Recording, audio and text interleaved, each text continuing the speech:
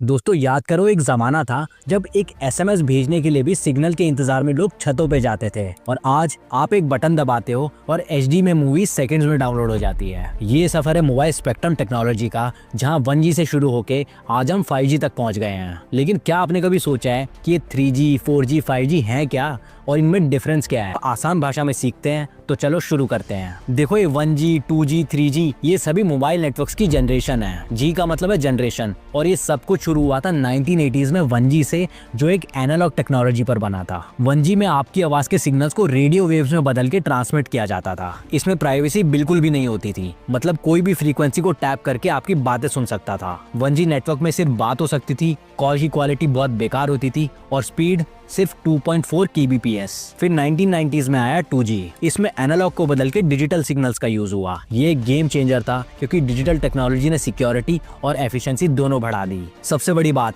2G में सिर्फ calls ही नहीं बल्कि SMS और MMS जैसे फीचर्स भी पॉसिबल हुए, क्योंकि डेटा ट्रांसफर की स्पीड 2.4 kbps से बढ़कर 14.4 kbps हो गई। याद करो वो जमाना जब एक SMS भेजने के लिए ₹1 लगता था। इसके बाद दुनिया आगे बढ़ी। 2000 के आसपास आया 3G। 3G में एक रेवोल्यूशन लाया गया, पैकेट स्विचिंग टेक्नोलॉजी। इसका मतलब था कि डेटा को छोटे पैकेट्स में तोड़कर ट्रांसमिट किया जाता था, जो बैंडविड्थ को बेटर यूटिलाइज करता था। 3G ने ही हमें हाई स्पीड इंटरनेट और वीडियो कॉलिंग का मजा दिया। केबी से हटके स्पीड्स 2 Mbps तक पहुंच गई, और सही मायनों में देखें तो इंटरनेट को ठीक से 3G के बाद ही चलाया जा सकता था। फिर आया 4G, जो कि वायरलेस ब्रॉडबैंड का रेवोल्यूशन लाया। 4G में orthogonal frequency division, multiple access और मल्टीपल इनपुट मल्टीपल आउटपुट जैसी एडवांस टेक्नोलॉजीज का यूज हुआ, जिससे स्पीड और कवरेज दोनों इंप्रूव हुई। 4G के साथ ही HD में वीडियो स्ट्रीमिंग, क्लाउड कंप्यूटिंग और ऑनलाइन गेमिंग की शुरुआत हुई। इसमें डेटा स्पीड्स 1 Gbps तक हो गई, और आपको याद ही होगा इंडिया में तो जियो ने इसका रेवोल्यूशन लाया। और फाइनली अब हम आ चुके हैं 5G के जमाने में। 5G टिका है इन 3 टेक्नोलॉजीज के ऊपर: